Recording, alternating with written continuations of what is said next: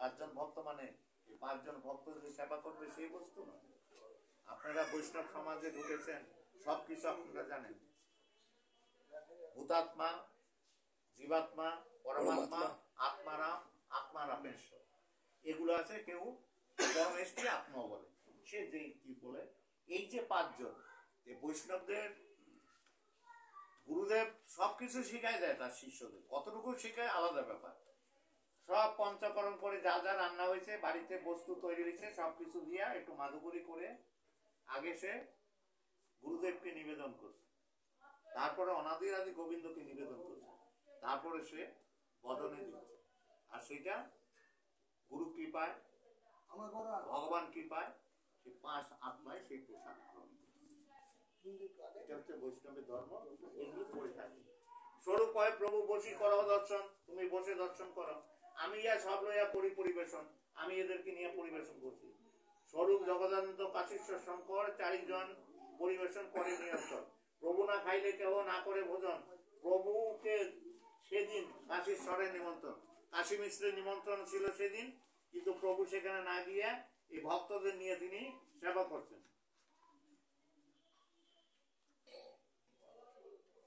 তাইলে আপনে কাশী মিশ্র এলা প্রসাদ লইয়া, কাশী মিশ্র প্রসাদ নিয়ে আসলেন, প্রভুকে ভিক্ষা করার আগ্রহ করিয়া খুব শান্তিপূর্ণ ভাবে আনন্দের সঙ্গে ভক্তি সহকারে প্রভুকে ভোজন করাইলো, ভিক্ষা করাইলো।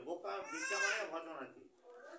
পুরী ভারতীর সঙ্গে প্রভু ভিক্ষা কইলাম, পুরী ভারতী আছে, সকল বৈষ্ণব তবে ভোজন করিল, আকণ্ঠ পুরিয়া সভা করালো ভোজন। আকণ্ঠ মানে পরিতৃপ্ত ভাবে, আকণ্ঠ পুরিয়া সভা করালো ভোজন, দেহ দেহ বলি প্রভু বলেন ভোজন। তবে প্রভু লাফড়াটা কি পাবে, ওই যে লাফড়া তো চেনেনি কিভাবে তৈরি করে, সেই জিনিসটাই প্রভু খুব ভালো খেতেন, সেবা করতেন। ভোজন করিয়া সবে কইল আসমন, সবারে পড়াইল প্রভু মালা চন্দন। ভোজন করে আসমন করল, প্রভু নিজে মালা এবং চন্দন পড়াইল। প্রেমামিষ্ট হইয়া প্রভু করে বরদান, শুনিয়া ভক্তগণের জুড়ায় মনপ্রাণ। হরিদাসের বিজয় উৎসব যে কইল দর্শন, দেখো কি বলছে। এই হরিদাসের বিজয় উৎসব মানে তাকে যে